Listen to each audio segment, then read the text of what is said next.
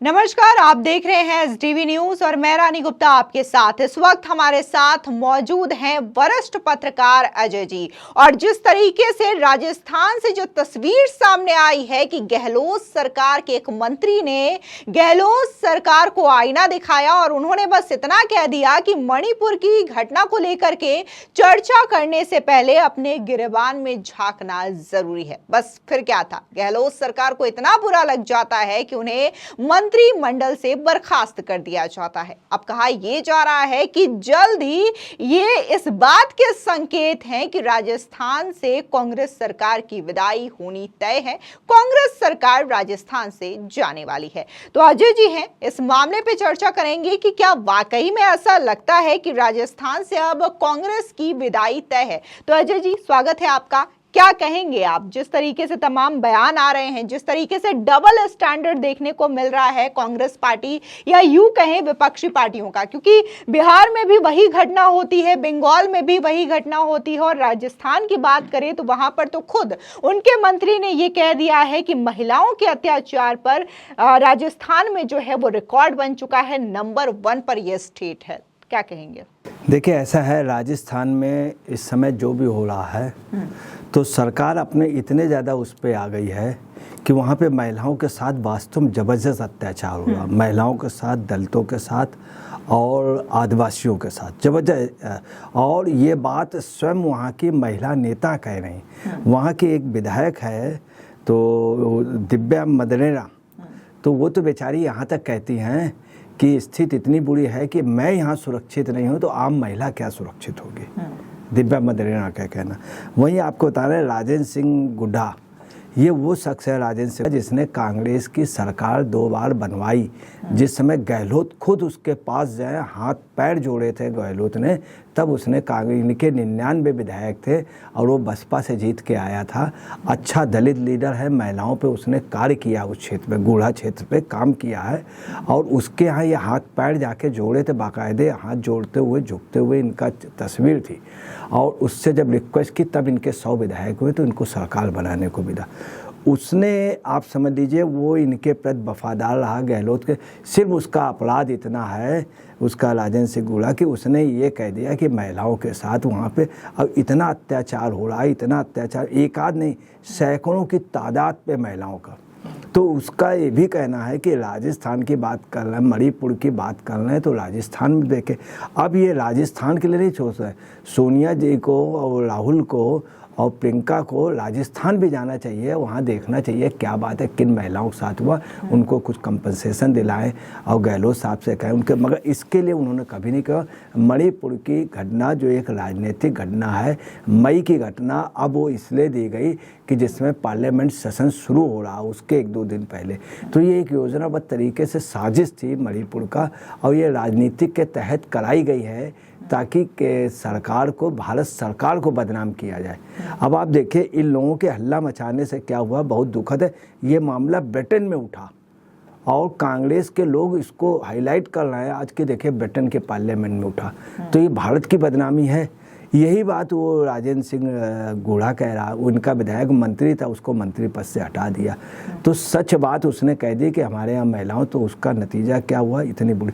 अच्छा है कि असलियत ये है कि कांग्रेस का वहाँ सिंहासन डोल चुका है और कांग्रेस का सिंहासन का बालू के ढेर का बना हुआ एक प्रकार से महल है, कागज के उस पर बना हुआ।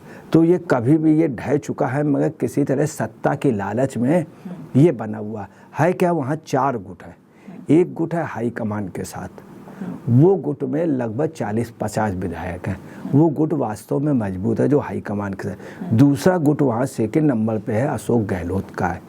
अशोक गहलोत का एक काम है कि हमें पायलट के हर विधायक के, हर समर्थक की टिकट कटवानी है। दूसरा जो हाई कमान के खास लोग हैं, इनको भी कटवाना है, क्योंकि हाई कमान की जगह हमारी बात नहीं मानते थे हाई कमान की। ये अशोक गहलोत का हाई कमान का कहना है कि दोनों गुट का बैलेंस कराना। चौथा गुट जो है वो जोशी जी का है, सीपी जोशी जी का। तो वो ये चाहता है कि जितने कम पायलट के हों वो हों, हमारा हो, और साथ में हाई कमान के लोग हों। अच्छा, ये जो आपने गुट की बात करी, तो अगर हम राजेंद्र सिंह गुड्डा की बात करें तो ये भी पायलट गुट से आते हैं, उन्होंने कई बार उनका समर्थन किया है। तो ऐसे में कहा यह जा रहा है कि ये पायलट गुट से संबंधित है, जिसकी वजह से अब उन्होंने जो बयान दिया है, सरकार को आईना दिखाने का काम किया है, तब उन्हें जाकर के बर्खास्त किया है, क्योंकि ऐसे स्टेटमेंट वो कई बार पहले भी दे चुके हैं। पहले भी उन्होंने गहलोत सरकार के खिलाफ कई सारी बयानबाजियां की है। आपको एक चीज़ क्लियर कर दें, राजेंद्र सिंह गुड्डा जो थे वो 2018 में भी विधायक में जीता था, अभी भी जीता था। बीच में वो बहुत कम वोटों से 2000 इसके पहले जो विधानसभा का हुआ उसमें भी जीता, तो वो 2008 में भी जीता और 2018 में भी जीता, 2013 में बहुत कम वोटों से बीजेपी से हारा था। है क्या, वो बीजेपी का शुरू से विरोधी रहा है और अपने दम पर वहाँ से जीतता रहा। 2008 में भारी बहुमत से वो बसपा का है और हमेशा जीतता है। ये खुद उसको मंत्री बनाते जाते, सब लोग उसको हराने में कांग्रेस बीजेपी सब मिल जाती है, उसके बावजूद भी उसको कभी नहीं हरा पाए। अब गूढ़ा की आपको बता रहा है, गूढ़ा ऐसा वो था जो उनके वसुंधरा राजे सिंधिया के खिलाफ भी बोलता था। वो अपने विधानसभा क्षेत्र में महिलाओं सभी लोगों का, अब वो दलित होकर के, दलित क्षेत्र का होकर के, उसके ऊपर कभी दलित सवर्ण या बैकवर्ड का आरोप नहीं लगा। वो वहाँ का असली जननेता है और सबसे ज़्यादा अपने विधानसभा में रहता है। अच्छा, अब ये बात आ रही पायलट का, तो पायलट का नहीं, पायलट के फादर का वो सम्मान करता था। तो पायलट के फादर का सम्मान जो है ये गहलोत भी करते थे। गहलोत आज जो कुछ भी है वो पायलट के फादर की दया पे है। पायलट के फादर बहुत बड़े लीडर थे, तो उनका सम्मान करता है। ये इनका सिर्फ ये है कि महिलाओं के प्रति इनकी शुरू से उपेक्षा रही, इनकी गहलोत की, आज से नहीं शुरू से, परंतु वो बात छन के आती नहीं है। और वहाँ पे महिलाओं के साथ इतना अत्याचार हुआ है, सिर्फ इसने कह दिया, वो भी इसने पूरा नहीं बताया। वहाँ पे महिलाओं से इतनी बदतमीजी हुई है, इतना बुरे दुर्व्यवहार होते हैं।